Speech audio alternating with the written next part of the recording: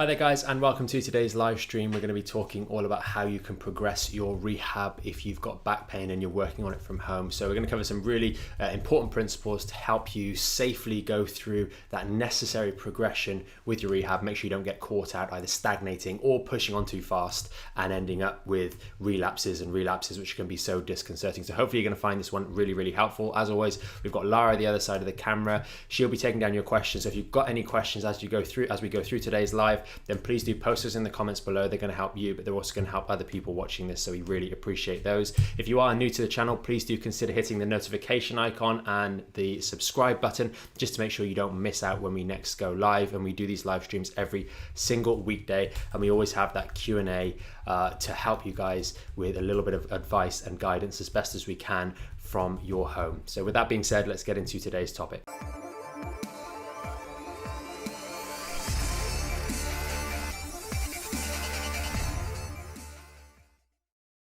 Okay, so we've got a few bits and pieces on the board here. I wanted to start out by sort of just covering the process of rehab. And with back pain, people are 9 times out of 10, there's a lot of people looking on YouTube trying to find resolution, and maybe you've even done some of the right things in the past, but the progression of those things has either been absent or been too aggressive. You relapse, and it can really play on your mind. You know, am I ever going to get better with this? All those sorts of thoughts. And if you've got a few simple principles, simple ways to know when you're maybe stagnating and know when you're pushing it too hard, and that way you can sort of navigate through this rehab process, you're going to do an awful lot better and have an awful lot less in the way of relapses as well. And also, in order to do that effectively, you need to first start by understanding what sort of person you are as well. So we'll break down first, I think, this little black box that I've put on the board down here, because you need to understand what rehab are you doing, what phase are you in, what stage are you in of the rehab. Are you someone that literally is watching this from your bed? You can't get out of bed in the morning, and really for you, you're in this sort of skill-based or relief-based exercises. Those are exercises that aren't really building any strength or stability, but they are providing you with a degree of relief. So that's typically our phase 1 exercises in the Back in Shape program. That's the stretching, the mobility work for those hip muscles. That's learning to engage the core, and that's the towel exercise and the icing protocols, which are going to help reduce inflammation. And then with things like the core engagement exercise, teach you a skill. And with these exercise programs, they are short-term programs. They're maybe there for a couple of days, but you may keep them in your rehab program for the medium and long term, because they just help your body deal with the stresses it's going to inevitably go through on that rehabilitation process. So that's quite important. But understanding that these skill and relief-based exercise programs, like the phase 1, are there to help you learn something. So doing those multiple times a day, 3-4 times a day, sometimes more if you're in a particularly bad way or particularly struggling with a skill, is really necessary. Because if we don't master things like the core engagement exercise, I know that's something that a lot of longer term back pain sufferers, some people that you wouldn't typically expect, you might have been an active person, you might be, I know a certain group of guys in the gym that have been working out for a long period of time really struggle sometimes to correctly engage that core. And if we can't do it effectively, and we're doing it maybe with our in-breath, for example, we're using our diaphragm and other accessory muscles to create that hollow in the core, then we're not actually going to be able to benefit from the later strengthening-based exercises, and therefore the rehab is going to be weak. It's not going to work as well as it should be. So when we've got skill-based exercises, we do want to be doing those regularly, repeatedly, until we have the technique down. And technique with all of these exercises, just like every single exercise in the Back in Shape program, if you do those exercises correctly, they will help you. If you do them incorrectly, you run the risk of getting in a little bit of trouble. And that's why we put those videos out there, to make sure that you're doing them as close as possible and can understand how exactly you should be doing those. Then if we break it down into the strengthening based exercises, these are very different, and this is an equal mistake that people make. They may have the technique there, and then they go, right, I'm going to do maybe the phase 2 exercises that we talk about, something that's going to build strength. Maybe you do those 3 times a day or 2 times a day. That isn't so great either, because the process of strengthening, we have to reach an overload in our session, and then we need rest. We need to have that one session. And in the early stages when we're going through rehab, maybe you're able to walk for 10 or 15 minutes. So we start building some of these strengthening exercises. You can walk for 10 or 15 minutes, there's maybe still some pain, the sciatica starts to come on or something like that, but you can do it, you can move around the house. So you start some of these strengthening exercises. A big mistake here is that people will do those exercise routines, those strengthening exercise routines, multiple times a day, which is not appropriate. We want to have one sitting where we follow the plan. In the case of the back and shape, it's 3 times 3 sets of 10. If you can't do 10, then you might do 5 or 3 or whatever it is. But you do that in one sitting. And then we make sure our nutrition, our rest is correct. We're maybe still doing some of these skill and relief-based protocols outside of that, but we're not doing 2 or 3 strength-based exercise programs within one day, because when we're strengthening, it's the recovery period, maybe that next 12, 16, 18, 24 hours, that our body is changing and adapting, and we don't want to be disrupting it every 4 hours with an additional workout that's strengthening based. We need to challenge the muscles, challenge our system, and allow it to effectively recover. And depending on our age and other comorbidities, if we're a healthy person, then we'll recover faster. If we've got other issues, where we've got maybe we've got diabetes or other health complications that may just give us that slight disadvantage, we might need a little bit longer. Maybe we need that 24 hours for our body to effectively recover before we can push it again in the early stages. So that's quite important.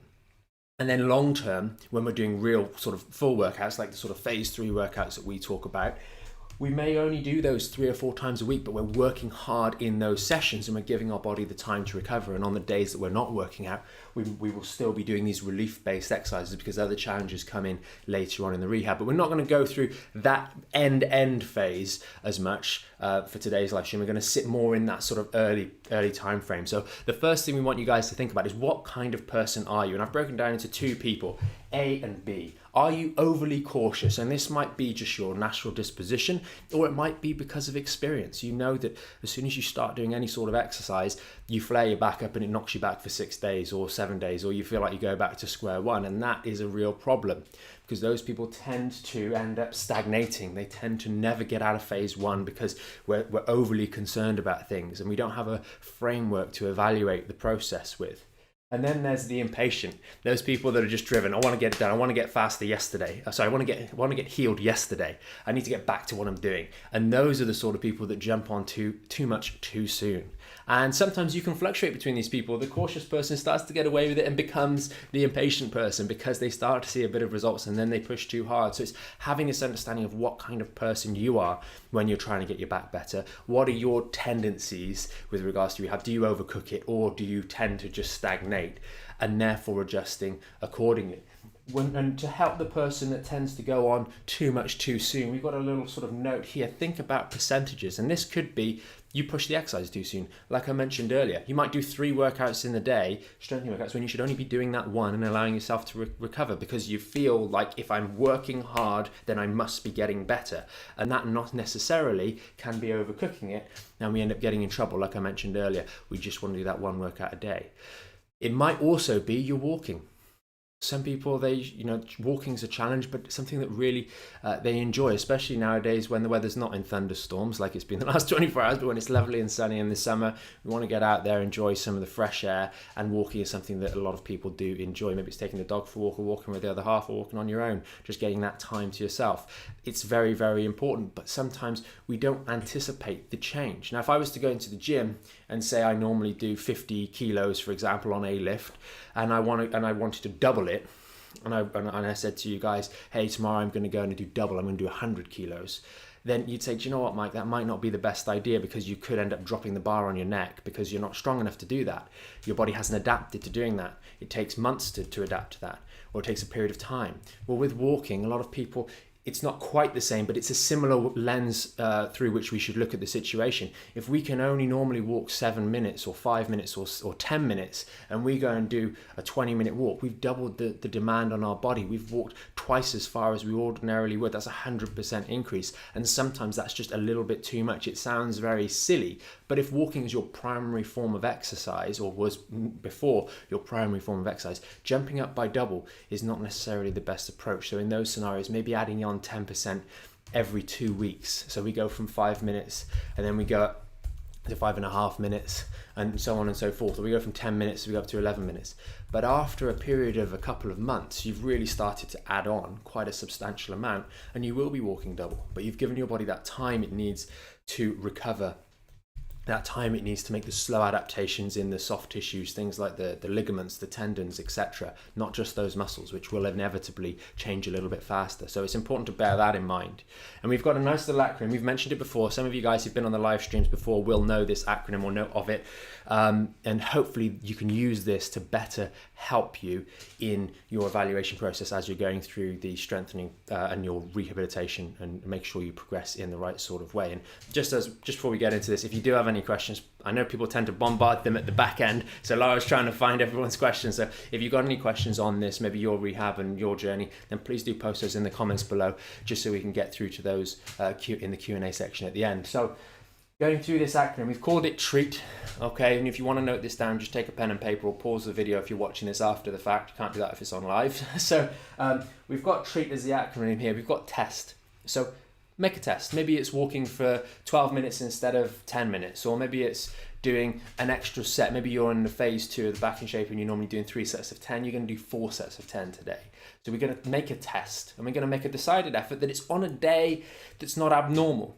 We don't want to coincide the day we chose to test our new strength or our new level of rehab with going back to work or with the grandkids coming over. We want to make sure that all the variables are controlled. And I know it does sound a little bit OCD, it sounds a bit obsessive, but a lot of you guys, when you're watching these videos and you've maybe been struggling with back pain for a long period of time, we need to just get into the detail and go through a bit of structure to start with, so that we can then have a nice framework going forward that's going to do us good for the long term. So test it on a day which is a typical day for you, nothing out of the ordinary. And let's say it's a slightly longer walk, or it's more reps in one of the back and shake programs, or whatever you're doing. Then we want to rest. And that means rest for the rest of the day, as in don't do another workout. Don't go and walk for half an hour and go, oh, I got away with that one, so I'll go on another half an hour walk. It means you do your test and then you go back to your normal day to day. We don't do anything else different, anything else peculiar. And that allows your body to sort of see how it feels, etc., etc. You might be a little bit achy afterwards, and that's okay if it's a slightly longer walk or slightly more reps. You might feel just a little bit more of what you usually feel after that, and that's okay. And then we rest for the rest of that day, get a good night's sleep, etc., and then we evaluate. And the important thing here that catches a lot of more chronic cases out is evaluate in the context of the usual day-to-day patterns. All too often people go, I'm sore. I woke up and I was sore in the morning. It's because I did that walk. And we see this in the clinic and we go, yeah, but John, you're sore every morning. Yeah, well, good point. I am sore every morning. And how are you now? Well, I'm not too bad. You know, taking a step back to evaluate in the context. All too often people evaluate it and say, how do I feel compared to perfect? And that's not a fair evaluation. And that then gives you a recall. You go, oh, I feel sore this morning. Oh, was that run yesterday, or it was that walk yesterday, or was that extra 10 reps yesterday? And then you really recoil, but stop and pause for a moment and say, okay, how do I feel this whole day? Well, I was a little bit more achy in the morning, but once I got going, pretty much the same. My pain tends to spike at 2 in the afternoon, and I was a little bit sore doing the dishwasher, and that's all normal. So actually, on evaluation, it's pretty much the same. Great. Because the adaptation isn't going to take place in that 24-hour window. The adaptation is going to take place slowly over a period of time. You're not going to all of a sudden be bouncing off the walls, doing cartwheels down the stairs. You're going to have to just check that nothing's got substantially worse, measurably worse, objectively worse. And that's why we say evaluate it in the context. And we haven't gone into this much detail on this acronym before. Now, the next one is going to be adjust. If necessary, we can adjust. You might say, do you know what? That was okay. Today, I don't feel too much worse. It's 24 hours gone by and I'm pretty much the same. So we'll adjust and we'll add that into our routine going forwards. So maybe it's a case of you build in that new extra level. Let's just suppose you're going from the 3 sets of 10 that we normally recommend on the phase 2 routine or phase 3 routine. And you're going to make that step up to 4 sets of 10. You've done 4 sets of 10 yesterday. Okay, great. I'll do 3 sets of 10 again today and tomorrow. And then the day after I'll do another 4 sets of 10. We'll test it again. We'll adjust our process and we'll test it again. But maybe you go, oh, that was really sore. Maybe I'm not ready for that. Maybe I overcooked it. And then you might just make the same test in another week or so. But this way, it allows us to slowly feed in new things. Now, it may be that you're further on in the rehab process and you're looking at running. And this is a big one. I know a lot of members in the Back in Shape would want to get into running in some way, or maybe golf or something like that. The running example, okay, let's add in a 5-minute run on the flat. Not a 5-minute run uphill, but a 5-minute run on the flat, and follow the same protocol. How was it? Okay, well, the next run I do, I'm going to do a 5-minute run for the next 2 or 3 weeks, maybe 2 or 3 times a week. I'll go through this process and add that in. And then after 2 or 3 weeks, we can say, okay, let's make it a 6-7-minute run. And so on and so forth. And over a period of time, we're going to build back into something that really feels like a normal day-to-day living again. And that is really, really important. If it's the case of golf, I know many people, there's a good few of them in the Back in Shape that have played golf in the past or want to get back into golf. And golf is one of those things that really can be a good source of social, etc. But don't go back and do an 18-hole of golf. Go back to the driving range and hit 1 or 2 balls with the pitching wedge. And do that. Maybe we do 10 balls, 20 balls, and then go home. And that's the way we can test and feed in these new activities. This works in terms of progressing your rehab. It works for progressing inside the rehab zone, the exercises that you're doing, that phase 1, phase 2, phase 3 work. But it also works for adding in extra activities, returning back to normality, returning back to golf, returning back to running, returning back to the gym, returning back to long walks on the beach. All those sorts of things can be added back in using this same protocol. But first, know that are you a cautious person or are you an impatient person? If you're an impatient person, a bit of restraint is necessary. A cautious person will really do well on this here because it really helps you just have a set framework that you can go back to. And when you're feeling a little bit, I don't know, go back to the framework, look at what's going on, and then see from there. The impatient person, really look at these percentages, and those are really going to be the best things that help you guys with progressing your rehab. Have a framework, know what kind of person you are, know whether it's a skill-based one which can be done regularly or relief-based that can be done regularly, but it's not helping the long-term process, it's just helping you in the here and now. Or if we're doing that strengthening process, we need to allow ourselves to recover between sessions. We need to maybe give it a day, maybe give it 12, 24 hours or so, and then build up again and not do multiple gym sessions in the same day. It's not necessary.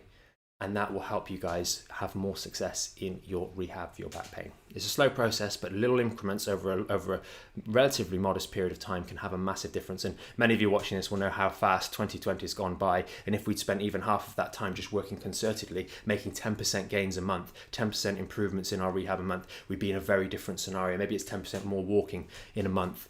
We'd really be in a very different situation right now if we'd just gone a little bit more slowly, but adhere to these processes. So hopefully that's been helpful, and we'll get into Q&A. Okay, awesome. Good morning, everybody. Alex left a comment here. He said, I think your point of impeccable technique is absolutely key. The trouble I had with my hip flexors recently was because I was lunging too low to get the stretch until I saw your demonstration of phase 3 yesterday. They are recovering now, by the way. That's awesome, Alex. Yeah, it's a big one for people that are a little more driven, want to do sort of more active people. And I know, Alex, you do a bit of climbing and that sort of stuff. You do tend to really go at these exercises pretty hard. And one of the things that's a really nice tip when you're getting into a new exercise or a new phase is slightly reduce the range of motion. So on those lunges or on those squats or on those dead bugs, we go with a slightly smaller range to start with, a range in which we have good control. And then again, we test. We say, what about if I put the leg all the way out? What if I go a little bit lower here? We test, and then we say, that was it. Just like Alex obviously has demonstrated there, he's realized, I went too far on those lunges. Now if I go less, it doesn't give me as much trouble. That's that adjusting after an evaluation process, and now he's going to retest and do something slightly different for the next couple of days, maybe a couple of weeks, and then we might revisit a slightly deeper lunge on one particular day and go through the same set of instructions to make sure that we can then feed that in, because ultimately we want good broad ranges of motion, but sometimes it's necessary to kind of gerrymander your way in there with getting to do something, and then we can work from there. So that's really important. Okay, brilliant. Joe's left a question here. She said, I'm impatient and I love keeping fit and going to the gym as soon as my back starts to feel better again. Yep. How long should I just do the rehab for and nothing else? I get frustrated not being able to do exercise. I suppose for the people that are really sort of gym goers, get into that phase 2 and get through there and onto the phase 3 if we can. The phase 3 is something that is really supposed to be a bit more of a compromise. It should be enough to make you feel, if you're working out, I mean, if you've seen the videos of me doing them, it is a workout. You are going to be sweating after those, especially if we're doing the 5x15, and most of the videos I'm doing the 3x10. If you're doing the 5x15 reps, it should be a workout, so you start to feel a little bit more like you're actually having a workout. And then in the future you can then build in and return back to the gym. Maybe even you just start, one of the ones that I would say is a fair compromise for more or less everybody is the cross trainer. Getting on that cross trainer is a good way of you, if you like going to the gym, to just feed it in. And maybe you go to the gym, you do your cross trainer, you get on the towel immediately afterwards, and then you do your lower body stretching, or lower body stretching and then towel, and pop a little bit of ice on when you get home. That's another one that you can test, but the cross trainer tends to be a very low impact way of getting a bit of cardio, and that might be a nice segue into the gym. And it's, you're doing the phase 3 at home, and then you're doing a little bit of cross trainer in the gym, but not touching any of the other weights, please.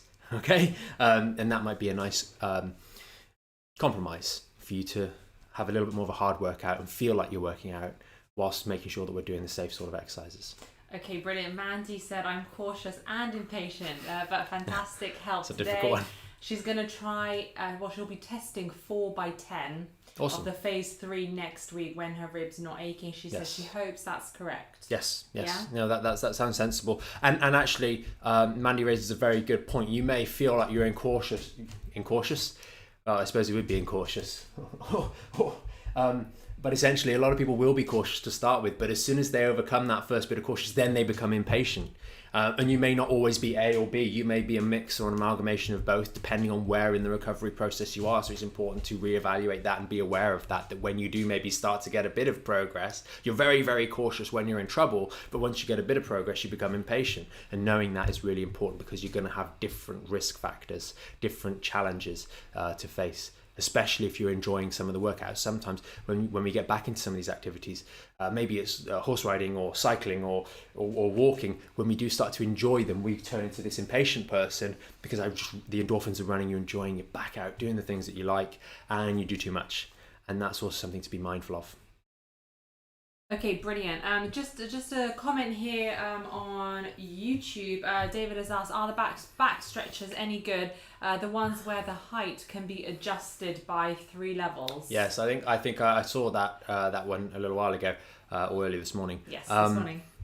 Essentially, I think we're talking about here the ones, they're plastic ones, and it's kind of like a flat thing here, and then it goes like that, and you can kind of notch it in there, or there, and it goes how high it is. I think fundamentally they're really a bit unnecessary. They tend to get put in the wrong place. They tend to go through the mid to upper, well, really the upper lumbar spine to the lower thoracic spine because of the design. I think a towel is going to be much, much more effective. It's got that nice round structure. We can pop it straight in the lower lumbar spine. Those just tend to be a little bit too severe, and they don't really fit the natural lumbar lordosis the way in which it needs to. So I wouldn't generally recommend those. They tend to be not as good, in my opinion. They are actually, I think, quite sensible for thoracic issues. So if we've got an excessive thoracic kyphosis, but you have to bear in mind in a lot of those examples where the lady is doing it with over her thoracic spine, so where it's in this section of the spine through here, when she's bending over, she's definitely a gymnast. And the guys that need that particular device will not be able to, you'll be literally like a seesaw on it. You'll be that stiff, but you will need something like that. And again, I do think that the towels tend to work a lot better, just because you can adjust them. You can roll the towel up thicker or less thick. You can pop a few pillows to support it in the early days and build it out that way. I think they're okay. If it helps you, it helps you, but I would suggest that a towel would be a better approach, because it's more specific, more like our alignment, and slightly less severe. Yes, he did also ask for the link to the towel exercise video, but that can all be found on the Back in Shape. Yeah, just go into the Back in Shape. Free version. Yeah, so on the Back in Shape, backinshapeapp.com, there's probably a link around this video somewhere if you're watching this on YouTube or Facebook. Just click on there and you can join the phase 1 for free. Okay, brilliant. Alex has also said, I feel I'm both cautious and impatient, same as Mandy. Yeah. Overcautious in trying to do the normal daily activities, as I really, really don't want to get... don't want a setback, which is psychologically awful. Yeah. But possibly I'm overdoing the phase exercises with too much gusto. Yeah, we do sometimes see that. And I think it's important to recommend, I know I've broken it down into two separate personalities, if you will, but the overwhelming majority will have bits and pieces of both, and I think half the battle is like Alex mentions there, is realizing what you are and where you have these particular traits. And I do think sometimes people are a little bit overcautious in day-to-day life, and then that sort of overcooking it in the workouts can be something that's present. Try not to be overcautious, but it's only with sort of testing certain things, doing certain things, and seeing the results from certain things that we end up getting a bit of confidence. And if we've had a problem for a long period of time, building back up that mental confidence is really the most important thing. So a little bit of caution is okay. We just don't want it to stifle progress and end up stagnating. So don't feel bad if there is a bit of caution, just make sure we're not stagnating. And you can do that very easily by evaluating on a week-by-week basis. Don't do caution, or don't look at stagnating on a day-by-day basis. Look at it on a week-by-week basis, because a lot of people will have fluctuations. Life, unfortunately, we can't put you in a little test tube during your rehab and take you out to do your back rehab and then put you back in safely away. We have to live, we have to do things. We have people that are dependent on us, we have work and jobs to go to and that sort of stuff. So we cannot isolate you. So do the best you can and just make sure you're diligent with your rehab, and we evaluate things. Okay, brilliant. Talking about stagnating, Kate here says, "You're so right, Michael. I was stagnating as you put it. I was concerned that after doing the exercises, the neurological tingling flare up. But over time, generally, I've accepted this, and generally things are starting to improve. So thank you." Yeah, that's the big. Kate's mentioned it there. Is really looking at it in the context of our issues, in the context of our symptoms, in the context of our daily pattern and daily tasks. It could be that you've got other health conditions. It could be that you have other activities that you cannot avoid. Some people, maybe you've got a family member that you're looking after and you can't avoid that.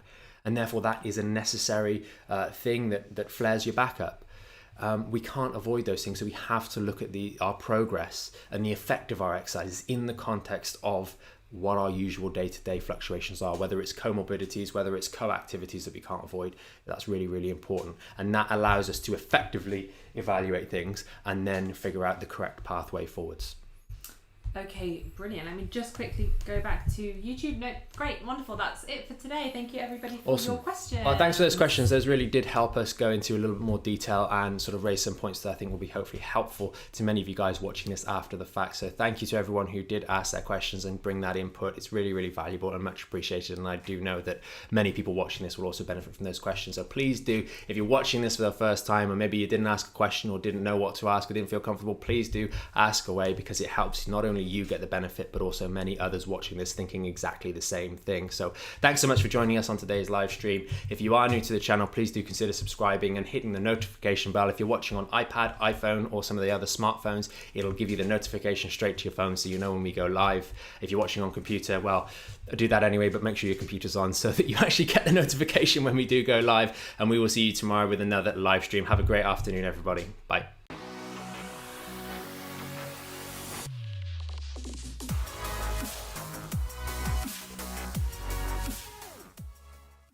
Thanks so much for joining us on today's video. Hopefully you found it packed full of useful information. If you want to learn more about the Premium Back in Shape membership, there's going to be a video somewhere underneath here.